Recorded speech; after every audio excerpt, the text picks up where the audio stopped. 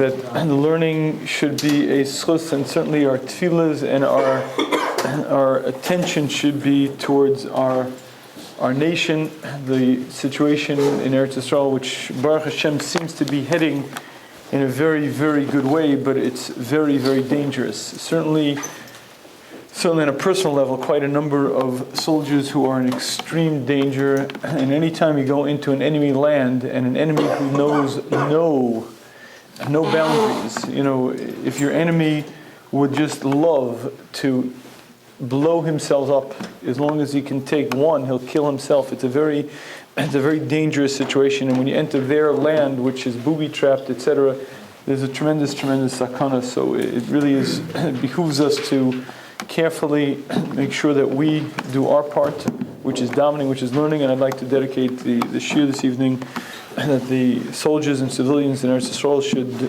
all be well, and this should end quickly in the best way for the Jewish nation. Yosef became the viceroy over Mitzrayim. And it's very clear that his situation was about absolute power. Now, absolute power is something that's almost non-existent in our society. In our society, there are many checks and balances. There are many, many forces that will mitigate your control. But in the good old day, a monarch was the boss. What that means in plain language is, if the monarch didn't like you, he killed you. Without rhyme, without reason, he was totally, absolutely all-powerful in the land. The position that Yosef was given by Paro was, no one will raise his leg or his foot in Mitzrayim without you. Yosef was given effectively carte blanche, permission to set policy, permission to write laws. He was given almost absolute monarchy. And he was an extraordinarily powerful position that he shared. The pasuk says, Yosef hu shalit, Yosef was the ruler, al eretz, hu hamashbir. He was the one who sustained the land. And the Sforno is bothered by what seems to be a contradiction between those two terms. Shalit is the ruler. He was all-powerful. He was the single figure who made the laws. The mashbir is the one who would actually sort of like give out the food. The mashbir would be sort of the person who, almost like the cook who stands at the head of the line, giving out the food. And the Sforno is bothered by those two terms don't seem to gel together very well. Says the Sforno as follows: he was the shalit, he was the ruler, and he himself was the person who sold all of the wheat. All of the wheat in Mitzrayim was something that Yosef was involved in every single sale. V'lo yamamim bavodav, he didn't trust his servants. Why is that? There was a fortune of money that was passing hands here. In fact, all of the wealth of Mitzrayim, all of the wealth of the surrounding areas were going to pass from the people's hands into Paro's hands. V'ro'i Paro, all of that money was fit to be Paro's, and therefore, because he didn't trust his servants not to steal, not to skim off the top, therefore, lo yashum bar nimka lakonim, not a single drop of wheat was sold to any of the purchases, built the chosmo uksavyadu, without his signature, without him being actually involved in the contract. Every single transaction that happened in Mitzrayim involving wheat, Yosef was personally involved in, personally signed on those contracts. And here is the question that I'd like to share with you on the Sforno. Imagine for a minute that Yosef was a very, very intelligent fellow. And we have to imagine that he was quite intelligent by the fact that Paro singled him out for his brilliance, for his wisdom. And he said the words, there is no one in Mitzrayim like you. There is no one with your foresight, and no one with your vision. If this man is brilliant, and this man is extraordinarily insightful, couldn't he figure out a system to set up in Mitzrayim that would basically keep control? Meaning as follows: there's an awful lot of wheat. All of the wheat was stored up during the 7 years of plenty. All of that wheat is going to be sold. Effectively, a fortune of money is going to pass hands. There are systems of checks and balances that you set up. You have a good manager in charge. You have someone watching the books. You have someone watching him. You have various different checks and balances to make sure that no one's cheating. And basically, most of the money would get to Paro. And apparently, the Sforno, while granting that, says that Yosef was not satisfied with that. He didn't trust his avodim, he didn't trust his servants, and he demanded that every single transaction he be involved in himself because he was afraid of stealing. And the question is, number one, why couldn't Yosef set up a system, and granted there might be some graft, 2%, 1%, but after all, he's the viceroy, he's not responsible to be there on the scene 24/7 signing every contract. And more than that, didn't he have better things to do with his time? Just to give you an illustration as to who the man was, all of the Torah that Yaakov had learned when he was in the yeshiva Shem Ve'ever, Yaakov spent 14 years without sleeping in a bed. He had given over to Yosef by the time Yosef was 17. Yosef was a tremendous masmid, a tremendous, brilliant Torah thinker. I have to imagine that he had better things to do with his time than sitting there all day long signing on wheat contracts. Every single person who would come in, he'd have to be involved in the selling. It's not lefi kavodo. It's not appropriate for the viceroy to be doing that. It's surely not an effective use of his time. And even if you'll tell me that there's some graft that might come out, I'm sure he could set up systems that would basically eliminate it. And if a little bit is stolen, it's not such a big deal. By the way, keep in mind the fact that Yosef alone made Paro the most wealthy individual of that generation. Before Yosef came up with his brilliant plan, Paro was a king. After Yosef enacted the plan, Paro owned all of the land in Mitzrayim, all of the land in the surrounding areas, because initially people came with whatever money they had the first year and they bought wheat to sustain themselves. After the first year their money ran out, then they brought their metaltlin, the various horses, the camels, whatever they had. After that, it was the land itself that they had to sell. And at a certain point, Paro owned everything. He was literally the landlord. Yosef brought him from a regular king to the most powerful, wealthy king. Granted, the money was fit, but if a little bit got lost in the interim, it wouldn't have been Yosef's fault. He would have been very much recognized for the brilliant person, scrupulous person he was. Why did he have to sign every single star to make sure that nothing was lost to Paro? And I'd like to see if we could focus on answering this question and getting a better understanding of a certain concept. And to do that, let me begin with something I find very interesting. In the 1820s, the Rothschilds were already established as international bankers. There were 5 Rothschild brothers, each one in a separate country, and each house of the Rothschild was a powerful, powerful bank. They were the financiers of kings, they were the financiers of wars, they had unimaginable wealth. And they were internationally recognized as bankers, as tremendous resources. Nathan Rothschild lived in England. In the 1820s, one of the other Rothschild houses sent a note to Nathan Rothschild. It was written from another country. Nathan Rothschild brought it to the Bank of England to cash. He brings this note into the Bank of England, and the president of the bank tells him as follows: "We apologize, but we only cash English notes. We don't cash personal notes if it's not from the Bank of England." At which point Rothschild fumed, and he said, "A Rothschild note is not a personal check." He walks out. The next day he shows up with a little sack. He walks over to the teller, and keep in mind this was the 1820s, the gold standard was the way of the world. And one of the laws in England at the time, which is basically the gold standard, is that currency represents gold that's backing it. Any citizen has a right to bring an English note into the bank and get the gold that's represented by that piece of paper. He walks in with a small sack, walks over to the teller, pulls out a 10-pound note, and asks for the gold that backs it. The teller is a little embarrassed, but listen, a law is a law. The teller goes into the vault, brings out 10 pounds worth of gold, and gives it to Nathan Rothschild. At which point he pulls out another note, sends the teller back to the vault. And he pulls out another note, and another note, and another note, and another note. But he's not alone. He has 9 clerks with him.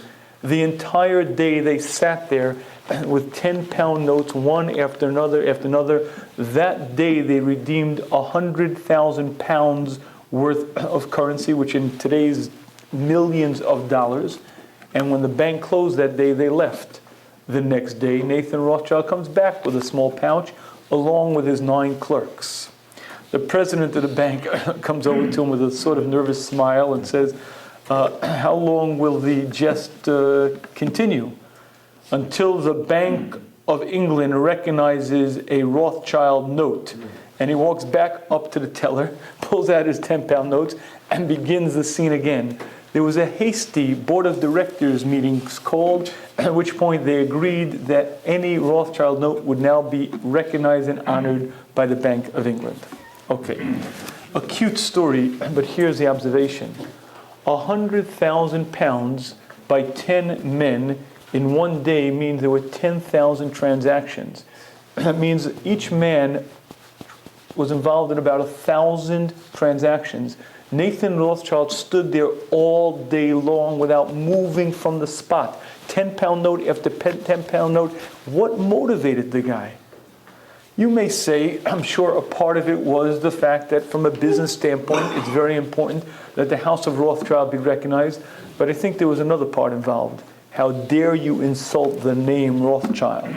And there was a very real sense of hurt pride, injured pride. And I think this is a very classic example of what we human beings are involved in often. It's what I call multiplicity of intent. Oftentimes, there are many reasons that we do things. As a matter of fact, a good rule of thumb is that usually there are 2 reasons we do things. The real reason and what we tell everyone else. Usually there are quite a number of motivating forces. Usually there are quite a number of reasons why we do things. It may have a certain political advantage, it may have a certain strategic advantage, but oftentimes it's a hurt pride and something that touches my ego and sets me off to do something with alacrity, with a zrizas that I never would have had otherwise. What the Sunnah is saying is there was one reason why Yosef did what he did. Because this money was fit to be by Paro. It was ra'i for Paro. Paro's the king, it should be his money. That was the sole reason that Yosef did this. And you have to appreciate what he did. He sat there all day long signing every single transaction. There were thousands of people who came to the palace, the entire Mitzrayim, all of the surrounding regions had a famine. The lines were all day long. He sat there doing nothing but acting like a merchant, even though he surely didn't have to, even though it was well beneath his dignity, but it was appropriate, it was proper. Why? Because this is Paro's money. This is what's right, this is what's proper. And believe me, there was no honor for Yosef in it. He was the viceroy. He was the single most powerful person in Mitzrayim. He walked into the room, you stood at attention until he said to sit. But he didn't stand on his covered, quite the opposite. He acted as a total merchant, sitting there signing each document, because only then could he know that the money that was fit to go to Paro should go to Paro, because he took responsibility. He felt it was his achrayus, his responsibility, that this should be Paro's money. He's the king. It's ra'i, fit to be by him. I can't trust anybody else. They'll skim off the top. They'll pocket the money. Granted, I could set up systems, but it'll never be foolproof. And he sat there all day long, because that's what a responsible person does. He makes sure that that's what's supposed to happen happens. And I find this a very, very powerful lesson. Because believe me, Yosef had much better things to do with his time. He was a tremendous masmid. Shemona Esrei could last an hour. He could chazer shas many, many times. But there's a certain time in your life when this is what you're supposed to be doing, and that takes precedence. If this is what's appropriate, this is what's proper, if responsibility demands that this is what I do, then it takes precedence over everything else, even if there's not much honor in it, even if I'm not given great cover, and even if it's not fun. But it's what I'm supposed to do, it's what's right, it's what's appropriate, and that sense of responsibility, I believe, is a very powerful lesson that you see from Yosef HaTzadik. And I think that this concept is very, very nogea in our times, and let me explain to you why. It should be very, very easy to be good. I'll explain to you why. Hashem is good. Hashem is the mativ. Hashem is the benefactor. Hashem is magnanimous. Hashem created everything in this world for one reason, to give of His good to man. Hashem benefits not an iota from anything in this creation. Everything that Hashem made was to give to us. Hashem is good. Hashem gave us a Torah to make us good. By keeping the Torah, and by perfecting ourselves, we become good, so that when we leave this earth, we can enjoy the total, absolute, unending good, the world to come.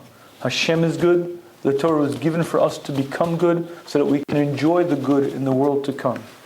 And that's how the Sefer HaChinuch explains the concept of the Torah.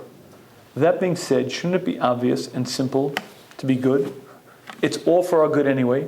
It's what's right. It's what's proper. Hashem is good. Keeping the Torah makes me good. And I'm going to have the ultimate good, which is eternity and perfection and enjoyment forever. So it should be a no-brainer. It should be easy to be good. Keep the Torah and everything's fine. And yet, it's not so easy. As a matter of fact, the more you study the Torah, and the more you really understand the demands of the Torah, and the more you understand how much a human being is expected to do, the more difficult it becomes. And you quickly recognize that something's out of balance here. And the Mesilas Yesharim explains to us in very clear terms what is out of balance.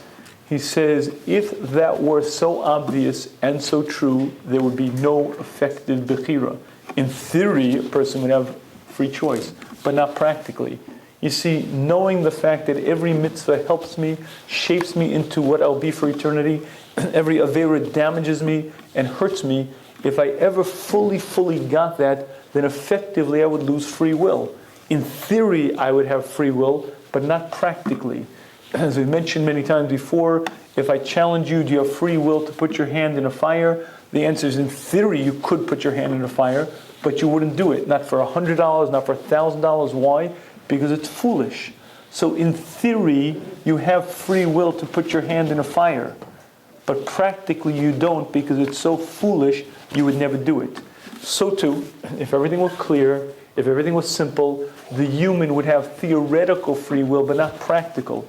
Because Hashem is good, the Torah makes me good, I'll enjoy the good for eternity is so obvious and so simple that no human being would have practical free will. We'd all be in this state of robots, automatons, just doing what we're pre-programmed to do. And therefore, the Mesilas Yesharim explains to us that Hashem put us in a place where there are rabim, many things that pull us away from Hashem, many temptations, many desires, many things that make it very difficult to serve Hashem. And the correct vision of the world is not this rosy, comfortable picture, but quite the opposite. And Mesilas Yesharim's description of this world, as he says, it's a war. You ever hear the expression, it's a war out there? It's a war out there. But the forces of those wars are the forces of good, the forces of bad. The human is ever challenged, ever tempted. He's in a constant state of desire and needing to resist that desire. But that's the purpose of creation. My ability to say, I'm the master of the ship, I'm in charge, and I resist, that's ultimately what allows me to reach godless greatness and perfect myself as a human here. And that is a very fundamental understanding of life. It's a battle, and we have to use all the forces that we can. Now, one of the forces are rather obvious, and we discuss it a lot. Motivational sources. A person has to get up in the morning and have drive, enthusiasm. A person has to learn Musar. A person has to have a tremendous understanding of the various forces that will get him up and get him driven, because it's hard to fight. But one of the key forces that a human being must tap into is a sense of responsibility. And this is what's appropriate, this is what's right, this is what's proper, and therefore I do it. Even if it's not fun, even if I'm not driven, even if it's not the most motivating thing in the world, I do it because it's right and it's proper. And if you'd like a prime example of that, you listen to the Marine Corps credo. The Marine Corps is based on one simple formula: God, the country, the Corps. It's God, the country, and then it's the Marine Corps. That's my allegiance. That's what focuses me, and that's what drives me in everything I do. And that's one of the key themes of the Marine Corps. Now, That being said, I'd like to take a little break for a minute to do something we don't do enough of, a little comparative religions. We don't do much of this, so let me share with you a little comparative religions. Some of you may remember back from your olden studies, Greek mythology. I'd like to share with you an interesting story of Greek mythology. It's of Minerva and Arachne. Now, I don't know if you remember this, but Minerva was the daughter of Jupiter. She was the one who was in charge of all the useful and ornamental arts, agriculture, navigation, and weaving. As it turns out, there was this peasant girl, Arachne, who was a very, very skilled weaver. And she was so skilled that all of the nymphs, the wood nymphs, as well as the water nymphs, began congregating to watch her weave. She would weave these beautiful tapestries, magnificent tapestries. And word got back to Minerva that there was a mortal who was a better weaver than she. And she was furious. Her honor was being challenged. And one day, one of the nymphs said to Arachne, "Is it true that Minerva herself taught you how to weave?" At which point Arachne said, "She didn't teach me anything. She can't teach me anything. I'm the best weaver by far, and I weave better than anyone." When word came back to Minerva that a mortal dared challenge her and said that she was superior to Minerva, Minerva was furious. She shows up at Arachne's door and challenges her to a weaving contest.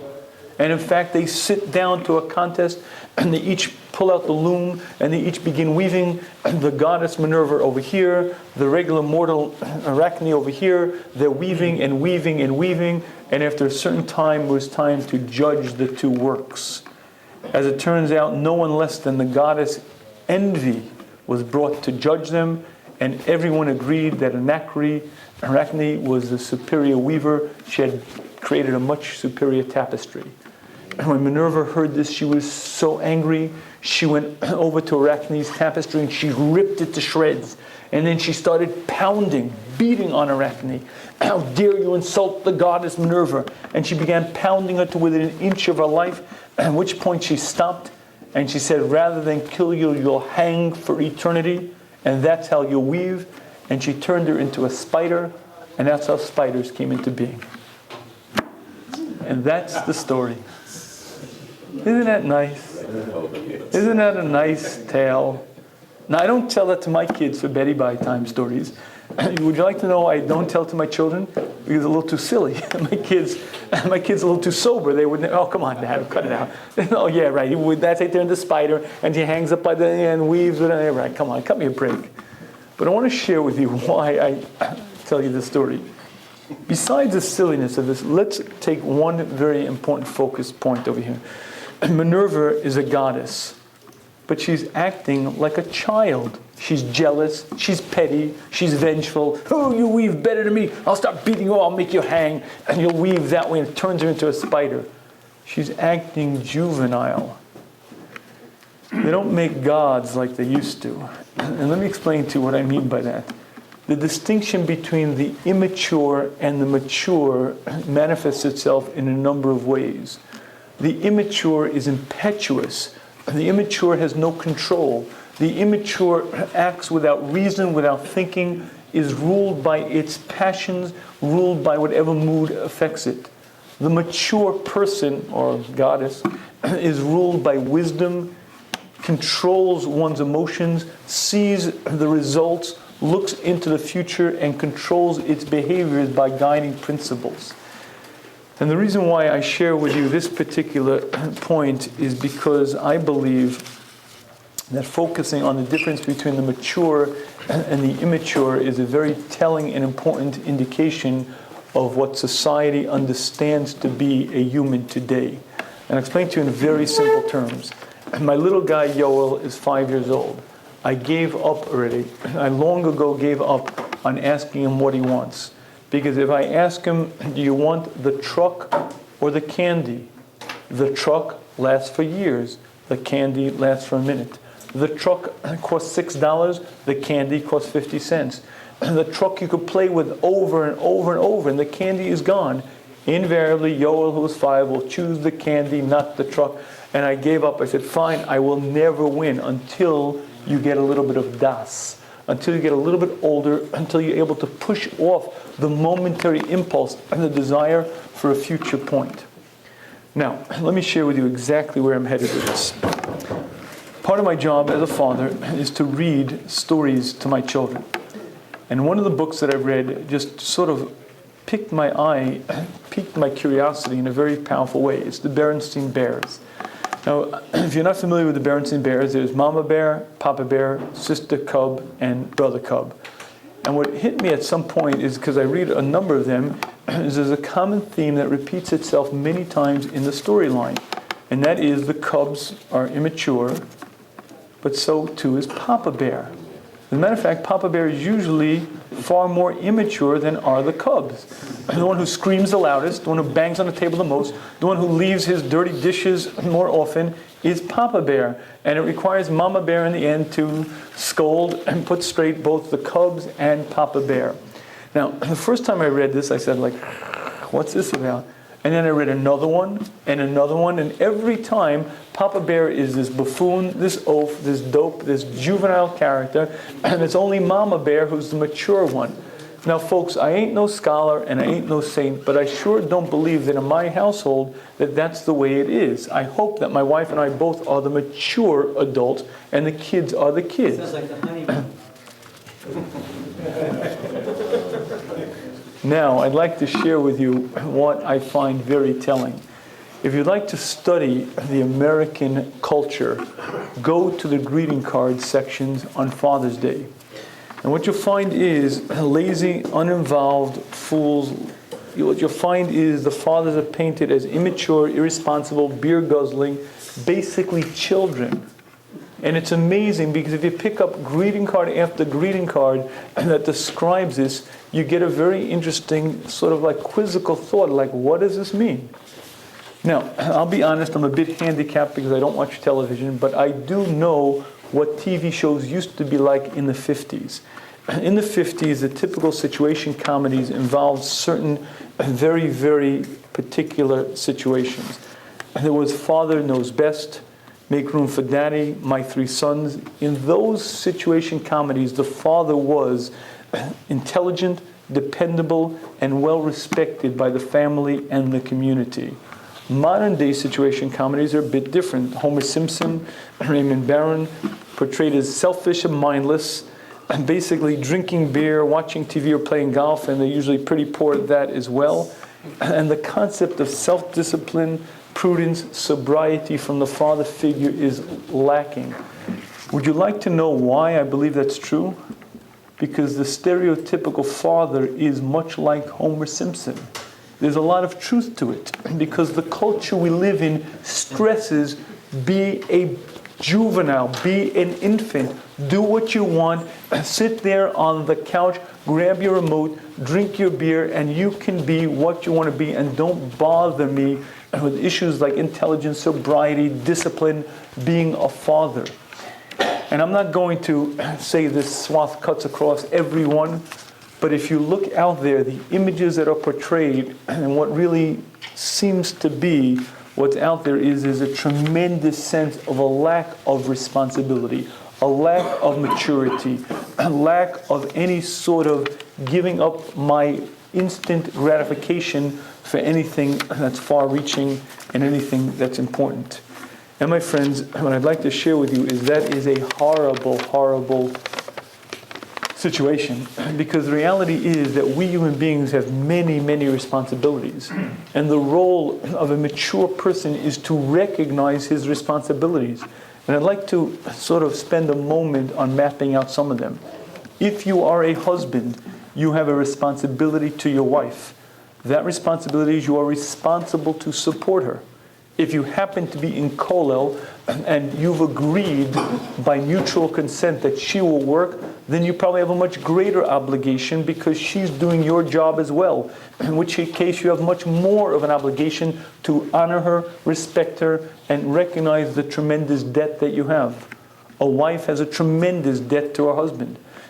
A wife has a responsibility to nurture her husband, take care of her husband's needs, both emotional and physical. A mother has a huge, huge responsibility to her children. A father has a very real responsibility to his children. Women typically are pretty good, usually are pretty good at being responsible to their children. Husbands are oftentimes nowhere near as skilled at being fathers and oftentimes nowhere near as responsible. But understanding that when I go into a marriage, I'm responsible to my wife. When I have children, I am responsible for their nurturement. I'm responsible to do whatever I can to bring them up as solid citizens. That's my responsibility. I'm responsible to earn a living, but it's not just about earning a living. I'm responsible to earn a living that's in a way that's right, that's proper, that I can bring up my family, that I can spend the appropriate amount of time with my children, that I could bring them up as I should, is one part of my responsibility. Oftentimes, it's not fun. My grandfather on Beidat Studim, on both sides with tailors. What that means is for a living, they sat there 12, maybe 14 hours a day at a sewing machine, sewing together pieces of cloth. How much job satisfaction do you think they had? Wow, 14 hours a day, whoa, this is a blast, this is... You see, it wasn't fun, but there was a powerful sense of responsibility that a man felt for his family. This is my achrayus. I am responsible to feed my family. I'm responsible to be the father of my children, and therefore I'm responsible to take care of them. This sense of responsibility has to be integral to the human. It's there, it's right there within us. Within the society we live in, there's a tremendous sense of entitlement, a tremendous sense of juvenilism that allows you to feel that if it's not fun, don't do it, don't commit yourself to anything. And we're here to party, just take it easy, take it very, very, very lightly. And the result of that is that people have no sense of responsibility. Part of the reason, but it's a small part of the reason why divorce is so rampant in this country is there's no sense of responsibility to a marriage. You see, a marriage is a commitment. A commitment is when it's good, when it's bad, I am committed to the success of this union. Even if it no longer meets all of my needs. Even if it's no longer fun. Should I work on it? Yes. In an ideal setting, we spent a lot of time and a number of shmuzim discussing what an ideal marriage should be. An ideal marriage should be where both partners are fully supportive and both are meeting all of their emotional, physical needs. However, that's not always the case. But regardless of whether it's 100% or 90% or 10%, there's a commitment to this union. When I give my word, when I commit myself to it, that is my binding word, and now I'm responsible to do everything in my power to make it work, even if it's no longer fun. WIIFM, the radio station that the American culture, the Western culture listens to. WIIFM, what is in it for me? The marriage no longer satisfied me. I was no longer finding satisfaction there, and therefore I'm out of it. Now, if you've made a temporary commitment, if it's a start of marriage, or if it is a job that you took for 6 months, you can walk out. But if you've given your word, whether it be a marriage, whether it be a situation where you're a parent, whether it's a situation where you entered into a business deal, and it no longer meets your needs, no longer allows you to find fulfillment, if you've given your word, you're responsible to maintain that, even if it's no longer fun. And while it may seem obvious, I think it's almost countercultural. If you listen to what's out there in the world, these ideas of responsibility, these ideas of saying what you're going to do and doing that which you said is almost unheard of, almost non-existent. And I think the cost of it is very great. The reality is that we have many, many responsibilities. We have a responsibility to a chavrusa. If you've given your word, you're going to be there at 6:30 a.m., you have to be there because you're responsible. If you have a responsibility to your community, you have to meet those responsibilities. If you have a responsibility to a boss, you are responsible to make sure that his business thrives. Yosef HaTzadik did not have to spend hour after hour after hour signing on documents, but he was responsible to do it. Why? Because this money was fit to go to Paro. Paro would not have missed the money. Paro would not have complained. Paro would have been phenomenally wealthy without it. But that's what's right. That's what's appropriate. And even if it's not fun, Even if I'm not steiging, I'm not learning, I could be chazering shas, I could be davening with better kavanah, I could be doing many things. If responsibility demands that this is what I do now, this is what I do, even if it's not fun, because that's what a responsible person does. And I believe one of the concepts that's sorely lacking in modern culture is this concept. However, it's integral to the human. You see, the human understands this deeply within himself. The problem is there's so much out there, so much comical, so much nonsensical layers and layers that allow a person to just fluff it all off and not take responsibility. But every once in a while, when you see a powerful picture of a Yosef who takes responsibility powerfully and fully, you look back on your own life and you ask yourself, what are the areas that I'm responsible for and how am I keeping my commitments? In the Berenstein Bears, Papa Bear is a clown, but that's not an adult. And if you're a Greek goddess, it's okay to be juvenile, but not if you're a father. And if you're a father and your children ever look at you and see an image of themselves, the same juvenile, immature, just a little bit older, then that's a sorry state of affairs. You're not playing the role of a parent, you're playing the role of a grown-up child, but not very grown-up. And that one of the keys to being a parent is to be the adult, not to be the child. And that's something that requires an awful lot of thinking about, an awful lot of work. I'd like to close with one observation. My daughter Ricky is 16. She's played piano for many, many years now, and her teacher is a very well-trained concert pianist who really harps on technique. Ricky is now at the point where she's very, very skilled, and she now teaches little girls to play piano. A number of weeks ago, I heard her on a Sunday teaching an 8-year-old. The 8-year-old girl is doing the scales, and Ricky says to her at some point, well, that's good, but I want you to do it this way. And the girl does it again. Ricky says, well, again, that's good, but I want you to do it this way. And the girl said, but it's hard to do it that way. It's much easier to do it this way. And the little girl again does it her way. Ricky says, no, but this is the right way to do it. And the little girl says, but it's easier to do it this way. And Ricky said these words to her. Ricky said, if we do what we want to do, we won't be what we want to be. At which point the little girl said, okay. And then she played it the right way.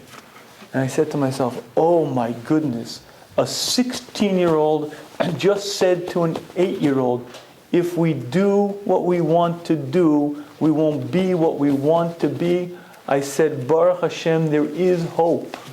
And I'll explain to you exactly what I mean. You see what that means in plain language is just because it's easy doesn't mean it's right. Just because it's difficult doesn't mean I'm not going to do it. There are many, many things that I'm going to do because I'm a mature adult and responsibility demands that I do it, even if it's not fun, even if it's not glorious, even if I'm not given honor, even if my name won't go up in shining lights. This is what responsibility demands, and therefore I do it because it's right, because it's proper. That's what's expected of a mensch. My friends, this is one of the great secrets to success. You can motivate yourself, and you can drive yourself, but motivation will only take you to a certain extent. At a certain point in life, you have to recognize it's God, the country, the core. There are certain core responsibilities that are demanded upon me as a mensch, and I have to fulfill them because that's what's required. A sense of duty, a sense of responsibility is innate, integral to the human. It's there if we don't allow ourselves to become these comical, juvenile, Berenstein Bear, Papa Bears, if we allow ourselves to understand what an adult is. And Hashem grants us the wisdom, understanding, ability to put this into practice.